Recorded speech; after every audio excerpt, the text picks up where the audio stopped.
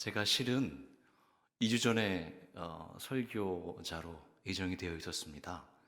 근데 그 오기 바로 전날 확진이 되어서 그래서 못 오게 되었고요. 일주일 지옥을 경험하고 완전히 나아서 하지만 아직 제 후유증이 좀 있습니다. 어, 아, 이미 알아보신 분들은 아실지 모르겠는데 여러 가지 다른 증세가 있나 봅니다.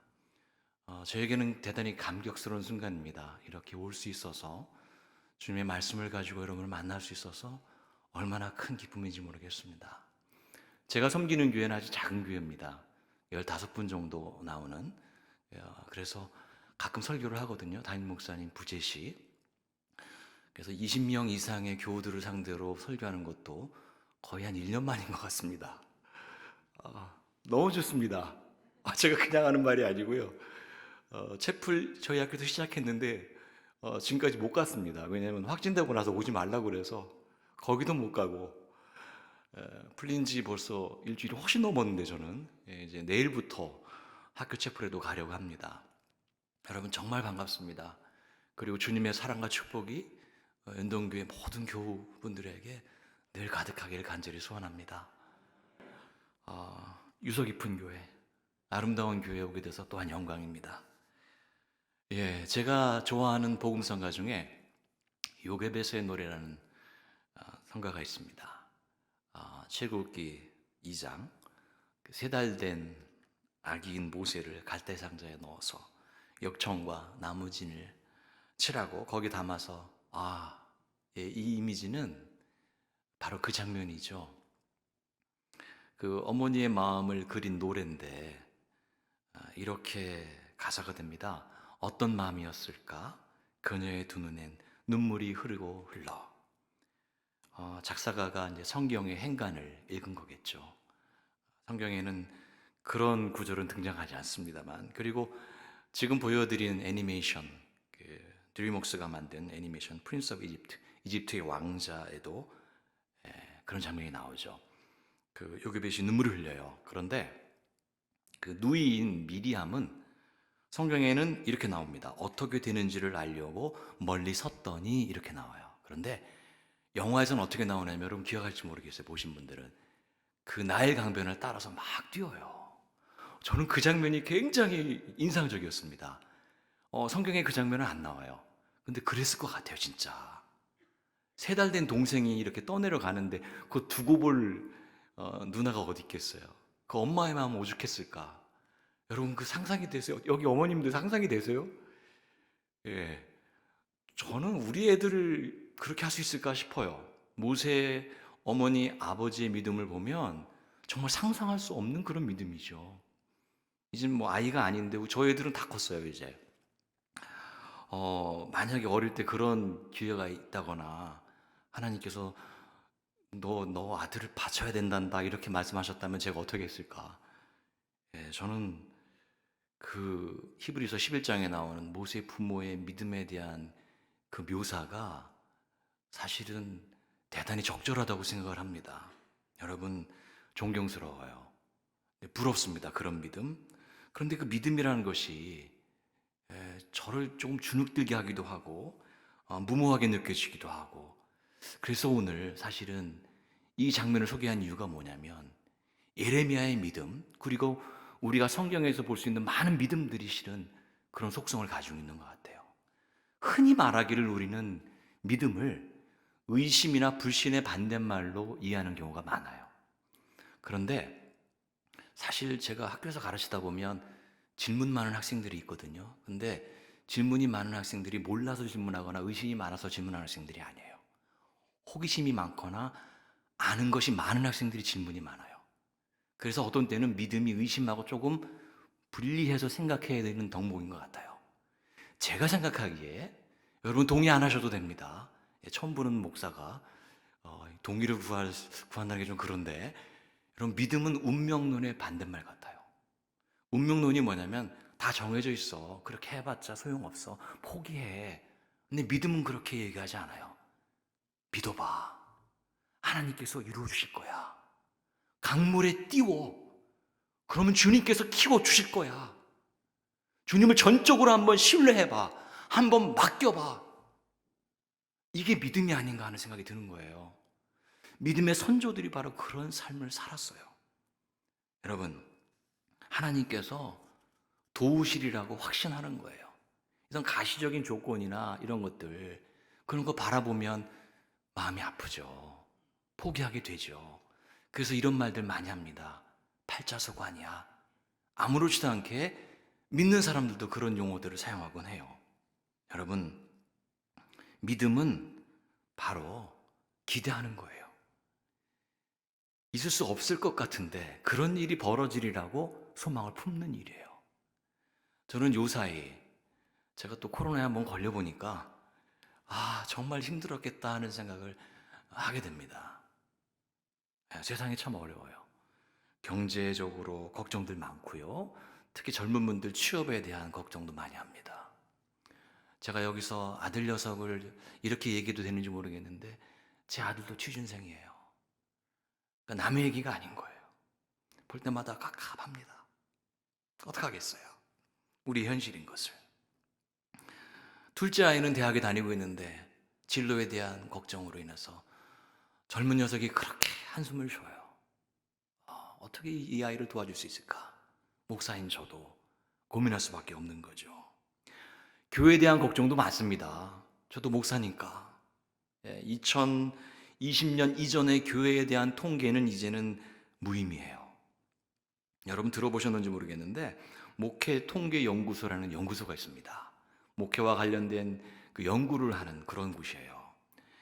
그래서 거기서 뭐라고 얘기했냐면 2019년에 우리나라 교우들 중에 가나안 성도의 비율이 23%나 됩니다. 그랬어요. 2019년 얘기입니다. 지금 얼마나 될까요? 저는 가슴이 아픕니다. 그런 젊은이들이 또 얼마나 많을까? 성경에 나오는 많은 이야기들은 사실은 저희들에게 이런 고난 속에서, 역경 속에서 어떻게 해석해내고 어떻게 살아가야 할지를 우리에게 잘 보여주고 있습니다. 여러분, 오늘의 말씀을 통해서 이런 어려운 시기에 소망을 바라보고 새로운 용기를 얻었으면 좋겠습니다. 사실 이 이야기는 한 번 읽으면 잘 눈에 들어오진 않습니다. 이미 잘 알고 있는 분들에게는 쉬운 이야기겠지만 그래서 제가 풀어서 한번 설명을 해보겠습니다. 예루살렘이 멸망의 목전에 서 있습니다. 그때 당시 절대 강국이었던 바벨론 왕 느부갓네살, 이름 많이 들어보셨죠? 예루살렘이 포위 상태예요. 그러니까 이 시기는 뭐냐면 시드기야 제10년 주전 587년인데 유다가 멸망하기 딱 1년 전. 지금 전쟁은 여러분 TV로 보는 전쟁은 속전속결이잖아요. 그런데 사실 옛날 전쟁은 조금씩 그래서 이제 목을 조여오는 그런 상황인 거예요. 그러니까 예루살렘이 멸망하기 바로 직전. 그러니까 다른 땅들은 다 폐허가 된 겁니다, 이미. 그렇다면 이제 희망은 없는 거죠. 그때 오늘의 주인공 예레미야 선지자가 이렇게 얘기합니다. 시드기야 왕이여, 당신 포로될 겁니다. 그리고 곧 우리 예루살렘 성 멸망합니다. 이렇게 얘기했어요. 얘기하고 싶어 얘기한 게 아니에요. 하나님께서 그렇게 예언하라고 말씀하셔서 어쩔 수 없이 그 소명을 감당하기 위해서 선포한 겁니다. 그러면 시드기야 왕이 정말 훌륭한 왕이었다면 선지자요, 그렇다면 제가 정신 똑바로 차리고 주님 앞에 무릎 꿇고 기도하겠습니다, 이렇게 대답하면 좋겠는데 예레미야를 왕궁 뜰에 감금합니다. 가둬놔요. 왜 그랬을까요? 듣기 싫은 이야기를 하니까, 마음에 안 드니까 가두는 거죠. 얼마나 황당했을까요? 얼마나 억울했을까요? 사실 예레미야가 한 일이라고는 하나님께서 시킨 일 잘한 것뿐인데 소위 연금을 당한 상태인 거죠. 그런데 그 암울한 상황 속에서 사촌인 하나멜이 하나님의 말씀을 전해요. 예레미야가 상속할 땅이 있다는 거예요. 아니, 이 상황에서 상속할 땅이 있으면 뭐합니까? 1년 뒤에 망하는데. 말도 안 되는 얘기죠, 사실은. 8절 중반부터 보면요, 베냐민 땅 아나돗에 있는 나의 밭을 사라. 기업의 상속권이 내게 있고 물을 권리가 내게 있으니 너를 위하여 사라. 이렇게 말하고 덧붙이는 얘기를 했어요. 내가 이것이 여호와의 말씀인 줄 알았으므로 이 구절이 중요합니다. 이 말씀을 하나님께서 주신 말씀으로 받아들인 거죠. 여기서 어려운 표현이 등장하는데 기업을 무르다 그러면 뭐 무르고 뭐 양보하고 이런 뜻이 아니고요. 히브리어로 갈이라는 동사를 썼는데 이게 뭐냐면 되찾다, 구속하다, 권리를 행사하다 이런 의미예요. 옛날의 전통에 어떤 관습이 있었냐면 포로로 잡혀가거나 죽거나 그러면 친족 중에 누군가가 얼마의 돈을 지불하고 그 땅을 상속할 수 있는 권리를 갖게 되는 거예요. 그 권리가 지금 예레미야에게 있다는 거예요. 그러니까 그 땅을 사라는 거예요. 여러분 좋은 얘기 같죠? 제가 아까 말씀드렸죠. 이미 다 폐허가 된 땅이에요.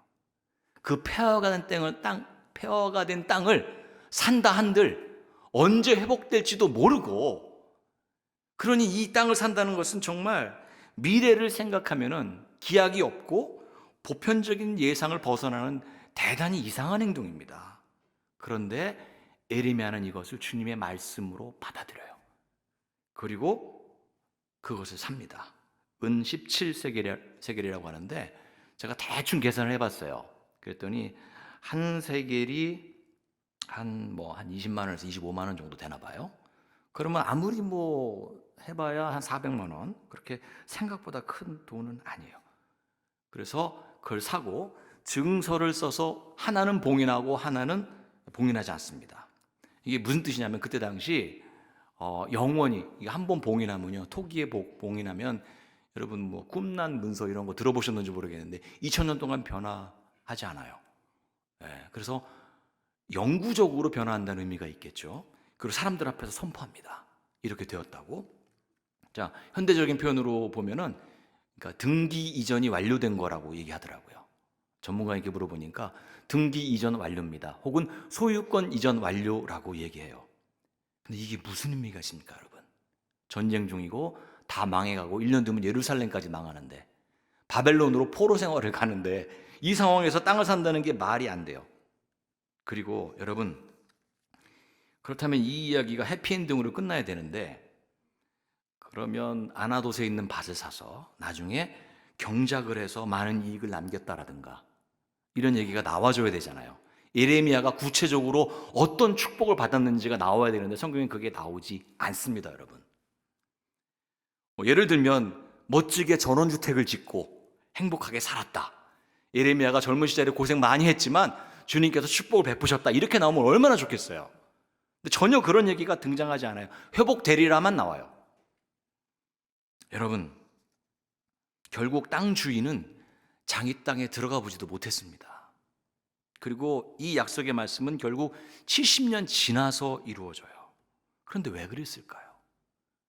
왜 이런 일이 성경에 기록이 되어 있고, 우리가 축복의 약속의 말씀을 받았으면 그 결과를 우리가 누려야 할 텐데, 그것을 보아야 할 텐데 그런 이야기가 등장하지 않아요. 여러분, 이게 성경에 생각보다 많이 등장합니다. 이런 이야기가. 그거 아십니까, 여러분? 거친 들판에 이렇게 흩뿌려지는 씨앗 같은 행동들이 있어요. 저걸 왜 뿌리고 있지? 근데 그곳에서 싹이 트고요, 자라고요, 가지가 생기고 잎이 나고 열매가 생겨서 숲을 이루고 많은 사람들이 유익을 얻거든요. 여러분, 세례 요한이 광야에 외치는 그 작은 소리, 한 소리라고 자신을 이렇게 소개하는데 천하를 울리는 어마어마한 크기의 메아리가 됐다는 걸 우리가 알고 있어요. 전도서 11장에 이런 이야기도 나와요. 물 위에 떡을 던지래요. 그 왜 던지는 겁니까? 물 위에 그 식물을 왜 던지는 겁니까? 누군가 얻어먹을 수 있다, 그것을 먹고 생명을 얻을 수 있다. 그러니 여러분이 직접 누리지 못한 것이라 할지라도 주님께서 원하시는 일을 해보십시오. 자, 이건 낭비가 아니고 거룩한 믿음의 행위예요. 모세를 바쳤던 모세의 어머니 아버지의 마음도 그런 심정이었을 것입니다. 예레미야도 하나님의 말씀으로 받았지만 아나돗의 땅을 살 때는 그런 기대를 품었을 거예요. 주님의 시간 속에서 언젠가 이 모든 일이 성취될 줄로 믿습니다. 그러니 제가 이것을 그냥 이야기가 아니라 주님께서 주시는 명령으로 제가 받습니다. 그렇게 했기 때문에 아나돗의 밭을 산 겁니다. 여러분, 그 어두운 시대를 우리가 보내고 있습니다. 전쟁의 소리가 끊이지 않습니다. 지금도 우크라이나에서 사람들이 죽어가고, 지금도 코로나로 인해서 여전히 감염의 공포 속에 살아가고 있습니다. 한치 앞을 내다볼 수 없는 미래 때문에 힘들어합니다. 혹시 여러분 가족 중에 아픈 분 계세요? 저희 가족 중에는 아픈 사람이 몇 있습니다. 저희 아버님은 장로님이시고 저희 어머님 권사님이시고 너무너무 신실하신 분인데 인생에 고초가 많았습니다. 이거 어떻게 이해해야 될까요? 저희 어머님은 치매십니다. 기억 속에서 제가 장남인데 장남에 대한 기억을 조금씩 지워가고 계십니다. 처음엔 정말 큰 충격이었는데 이제는 제가 웃음으로 받아들입니다. 왜냐하면 먼 훗날 지금 당장은 즉답이 없으시지만 하나님께서 이 모든 이유에 대해서 설명해 주실 것을 제가 믿기 때문입니다. 여러분, 힘들고 어렵더라도 아프고 고통스럽고 쓰러질 수밖에 없고 미래가 안 보이는 상황일지라도 낙담하지 마시기 바랍니다. 우리에게 주어진 사명이 있어요. 바로 아나돗의 밭을 사는 일입니다. 우리에게 주어진 소명이 있습니다. 해야 될 일들이 있습니다. 그것을 마다하지 마시기 바랍니다. 저는 이러한 소망, 이러한 회복, 축복을 약속받는 그런 시간이 바로 사순의 계절이라고 생각을 합니다. 부활을 바라보며 고통의 의미를 묵상하는 거지요. 아, 어둠엔 끝이 있구나. 언젠가는 빛으로 오실 주님, 그 주님을 맞이하기 위해 우리가 준비해야 되겠구나. 그런 시간을 갖는 기간이 바로 사순절이라고 생각을 합니다. 이렇게 우리의 시간은 역설적입니다. 제가 어릴 때 참 그 창조의 이야기를 들으면서 되게 이상하다고 생각한 적이 있었습니다. 의문은 곧 풀렸지만 이렇게 얘기하죠. 저녁이 되고 아침이 되니. 제가 분명히 학교에서는 이렇게 배웠거든요. 둥근 해가 떴습니다. 자리에서 일어나서, 그쵸 여러분? 제 또래들은 다 기억하고 계시는군요. 예. 제일 먼저 이를 닦고 이렇게 배웠는데 아침이었고 저녁이 먼저 나오는 거예요. 교회에서는 이상하게 가르쳤어요, 정말로. 근데 그게 아니었던 거죠. 살다가 죽는 건데 죽으면 산다고 가르쳐요, 교회에서는. 심지어 바울 사도는 나의 죽음도 유익하다고 얘기해요. 이상하죠? 이 뒤죽박죽 엉킨 시간 속에 우리가 살고 있어요. 이게 나중에서야 우리 선생님들께서, 전도사님께서, 목사님께서 설명을 해주세요. 그게 아니야. 우리 성경의 시간과는 조금 달라. 우리는 면류관을 바라보는 종교가 아니고 실은 십자가를 먼저 지는 종교야. 이렇게 말씀해 주셨어요. 어릴 땐 잘 몰랐어요. 사실 어떤 의미인지. 나중에 나이가 드니까 그렇구나 하는 생각이 들어요. 여러분, 소망이 있는 거예요. 어둠이 반드시 끝난다는 것을 성경은 우리에게 가르쳐주고 있는 것입니다. 그래서 초대교회 교인들이 예배 속에서 고백했어요. 사실 이 사순절의 전통은요, 이미 1세기부터 있었습니다. 우리가 오해를 해서 가톨릭에서 온 것이니 이런 얘기도 하는, 그게 아니에요. 이미 1세기 기독교인들이 사순절과 관계된 여러 가지 예배를 드렸습니다. 부활절의 의미를 알고 있었던 거예요. 핍박 속에서, 아픔 속에서, 고문 속에서, 순교자가 생기는 그 환경 속에서 고백하는 거야. 빛으로 오실 주님, 주여 어서 오시옵소서. 마라나타. 저는 목사님께서 아까 마라나타 그렇게 기도하시는데 제 설교 원고가 유출되었나? 이렇게 잠깐 의심했어요. 목사님 얘기 안 할 수가 없는데 영상에서 볼 때도 인상이 좋으셨는데 왜 이렇게 인상이 좋으신 겁니까? 그런 얘기 많이 들으시죠, 목사님? 네. 그래요. 그 믿음의 고백을 했던 거예요, 초대교회 교인들이. 그거 알고 있었던 거예요, 믿음의 신비. 이것으로 끝나지 않는다. 주님 만나는 날, 주님이 오시면 내가 의심을 품고 있던 것들, 궁금했던 것들이, 모든 것들이 다 풀린다는 것을 이미 알고 있었던 거예요. 그래서 그 유명한 여성 목회자가 있는데, 작가 바바라 브라운 테일러가 이런 얘기를 해요. 우리 이미 어둠 속에서 어떻게 살아야 하는지를 믿음의 선조들이 보여줬다는 거예요. 이렇게 얘기합니다. 어둠 속을 걷는 법을 다시 기억해내는 방법이라고 하는 것이 더 적절한 표현이겠다. 새로운 방법이 있다는 게 아니에요. 이미 있었다는 거예요. 그 방법이. 믿음의 사람들은 광야에서 긴 밤을 지내는 지혜를 이미 가지고 있었기 때문이다. 목적지에 도달하기만 하면 영광의 날이 시작된다는 사실을 잠시 잊었을 뿐이다. 여러분, 우리가 잠시 힘든 거예요. 주님 만나는 날, 부활의 그날, 모든 것이 풀리는 거예요. 그 기대를 가지고, 그 소망을 가지고 우리가 살아가는 겁니다. 제 목이 아직 덜 회복되었습니다. 그러나 부활절까지는 회복될 줄로 믿습니다. 어려운 상황이 우리로 하여금 바른 길을 외면하게 만들고 잊어버리게 만들어요. 그럴 때마다 정신 똑바로 차려야 됩니다. 그럴 때 주님께서 우리에게 말씀하십니다. 아나돗에 밭이 있다. 빨리 사야 한다. 부활의 날이 곧 오는데 준비해야 한다. 기도해야 한다. 씨를 뿌려야 한다. 그렇게 말씀하십니다. 여러분, 우리에게 주어진 소명들 잊지 마시기 바랍니다. 우리가 할 일은 바로 이 소망의 끈을 놓치지 않는 것입니다. 어둠 속에서 찬란하게 다가올 빛을 소망하고 절망 가운데 소망을 선포하는 믿음의 역설과 기적을 우리가 만들어 가야 하는 것입니다. 여러분, 그러므로 제가 여러분에게 결론의 말씀을 드리려고 합니다. 자, 삶이 어렵습니다. 답이 보이지 않아요. 그럴 때마다 성경에 나오는 이 많은 인물들을 통해서 그분들을 어떻게 주님께서 회복시켜 주셨고 어떻게 사용하셨는지를 늘 잊지 마시고 기억하시기 바랍니다. 스탠리 하워워스라는 미국의 신학자가 있습니다. 그분이 정말 어려운 삶을 살았어요. 너무나 많은 책을 쓰고, 저는 몇 년 전까지 그 사실을 몰랐는데 너무나 많은 책을 썼고 강연을 통해서 많은 사람들에게 은혜를 끼치고 많은 후학들을 기르는 그런 분인데, 알고 봤더니 그 사모님이 조현병 환자였어요. 그러면서 그분이 고백하는 내용입니다. 제가 읽어드릴게요. 그리스도인으로 사는 것은 답 없이 사는 법을 배우는 과정이다. 이렇게 사는 법을 배울 때 그리스도인으로 사는 것은 너무나 멋진 일이 된다. 신앙은 답을 모른 채 계속 나아가는 것을 배우는 일이다. 지금 우리 다 몰라요, 아직. 왜냐하면 주님 만난 적이 없기 때문에 그래요. 아니, 매일 주님 만나죠. 기도 가운데 만나고 예배 가운데 만납니다만 실제로 우리가 다시 오시는 주님을 만나지는 아직 못했잖아요. 여러분, 그때 우리가 답을 발견하게 되는 거예요.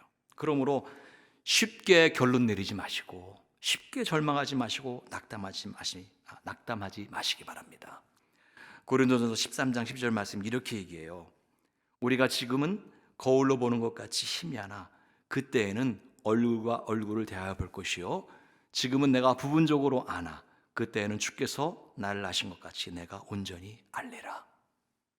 여러분, 저는 사랑에 대한 고린도전서 13장의 내용보다 이 결론에 해당하는 이 말씀이 더욱더 제게 크게 다가오고 절절하게 다가와요. 왜냐하면 제가 고백하기 부끄럽지만 몇몇 저희 가족의 아픔을 통해서, 그리고 그 아이들의 아픔을 통해서 경험하게 된 것이 뭐냐면, 우리가 다 해결할 수 없는 거구나. 더욱더 주님 앞에 겸손하게 엎드려야겠다. 그런 고백을 할 수밖에 없습니다. 아직 모릅니다. 아직 끝나지 않았습니다, 여러분. 2달 전에 제 고등학교, 대학교 때 같은 교회 다니던 친구들을 만났어요. 한 10명 남짓 되는데 그 중에서 그날 8명이 나왔습니다. 그 중에는 한 30년 만에 만난 친구도 있었습니다. 대학을 졸업하고 뿔뿔이 흩어졌어요. 제가 미국에서 한 20년 살았거든요. 그리고 다른 친구들도 외국에 살다 온 친구도 있고, 그러다 보니 만날 기회가 없었어요. 그래서 한두 명 같이 만나긴 했는데 다 같이 모인 건 처음이었어요. 뭐 목회하고 있는 친구도 있어요. 만나서 목사, 집사, 장로 종류, 여러 종류가 이제 생겼어요. 그래서 이야기를 나누는데 그 중에서 제 친구 중에 어렵게 목회하고 있는 친구가 한 명 있거든요. 이주민 사역을 해요. 근데 정말 삶의 굴곡이 많았더라고요. 보람도 있고 열매도 있고 정말 의미 있는 사역을 했어요. 그런데 그 친구 배신도 당했고 상처도 남아있어요. 이야기를 하는데 그 어려움들을 이야기하는데 저는 상상할 수도 없는 어려움이었어요. 그래서 저는 그 대화 중에 어떻게 위로하고 어떻게 용기를 줄 수 있을지 계속 고민했어요. 어떤 말을 해야 될까? 막 이 교수의 강박이 있어요. 어떻게든 어떻게든 가르쳐야 된다 뭐 이런 거 있잖아요. 그러지 말아야 되는데. 근데 옆에 있던 제 집사 친구가 이제 제 목사 친구, 이주민 사역을 한 친구 이렇게 얘기하는 거예요. 야, 정말 힘들다. 그런데 이 길이 옳은 길이겠지? 이렇게 얘기하는 거예요. 근데 이 길이 옳은 길이겠지 하는데 벌써 눈시울이 적셔져 있어요. 그게 얼마나 많은 걸 얘기하는 거예요, 그게. 그러니까 이제 집사인 친구가 얘기하는 거예요. 저희는 그냥 다 반말합니다. 오해하지 마시고. 야, 아직 끝나지 않았어. 걱정하지 마. 그러면서 여러분 요기베라라고 야구 선수가 한 얘기가 있어요. 야구 경기 끝날 때까지 끝난 게 아니다. 여러분, 그러면서 이렇게 얘기해요. 아직 예수님 오지 않으셨어.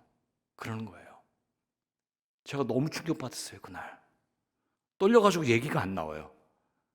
제가 예수님 만나면 그 친구랑 같이 갔을 때 예수님 그 친구만 바라볼 것 같아요. 그런 느낌이 드는 거예요. 여러분, 너무 성급하게 결론내지 마세요. 너무 쉽게 실망하지 마세요. 아직 확실한 답을 찾지 못했다고? 우리 가족에게는 왜 이렇게 고난이 많으냐고?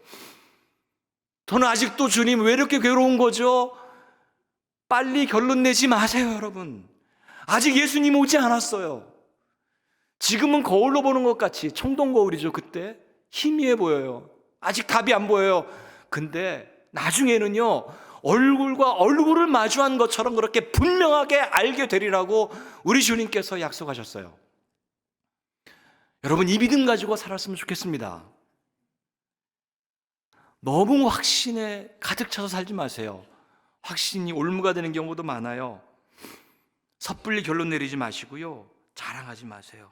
여러분, 응답이 늦거나 없다고 혹은 모호해 보인다고 실망하지 마시기 바랍니다. 주님의 시간에 반드시 이루어 주십니다. 그럼 우리가 해야 될 일은 분명해집니다. 여러분, 아나돗에 밭을 사십시오. 믿음의 선진들이 그러했듯이 기도하시고 절제하시고 선행을 베푸시고 주님의 빛을 품으십시오. 이 사순절 기간 정말 이러한 훈련을 하기에 죄송합니다. 제가 너무 감동해요. 제가 사실 이런 사람이 아닌데 죄송합니다. 여러분, 너무 어려워요, 세상이. 그래서 그래요. 그러니 실망하지 마시라고요. 정말 다들 어렵다고 그래요. 미리 결론 내지 마시라고요. 주님의 시간에. 지인들 가운데 너무 선한데 고난당하는 분이 있죠. 이해 안 되죠? 이해할 수 있는 날이 옵니다. 믿습니다. 우리가 지금 뿌리는 씨앗이, 우리가 지금 흘리는 땀과 눈물이, 간절한 기도가 결코 헛되지 않았다는 것을 주님 앞에서 반드시 고백하게 될 것입니다. 그러므로 여러분에게 제가 자신 있게 선포합니다. 예레미야에게 주신 그 소망과 믿음이 여러분에게 가득하기를, 그리고 그 믿음 가지고 살아야 한다는 것을 여러분 굳게 믿고 오늘도 믿음의 걸음 씩씩하게 걸어나가는 연동교회 교우들 되시기를 주님의 이름으로 축복합니다. 기도하겠습니다. 하나님, 사순절 주님의 고난을 묵상하며 부활을 준비하는 소중한 시간입니다. 우리의 믿음을 돌아보는 기회가 되기를 원합니다. 풀리지 않는 숙제들이 있습니다. 고난과 역경들이 있습니다. 아픔 가운데 있는 이들도 너무 많습니다. 주님, 위로하시고 용기 주시고 새로운 소망을 허락해 주십시오. 믿음의 순례의 길, 주님을 따르는 이 복된 여정에 우리의 발걸음에 주님께서 동행이 되어 주십시오. 주님의 빛을 바라보며 제자의 삶을 살아가는 저희 모두가 되게 해주십시오. 그리하여 주님 만나는 날, 주님 착하고 충성된 종으로 칭찬받게 해주십시오. 우리 소망이 되신 주님 예수 그리스도 이름으로 기도합니다. 아멘.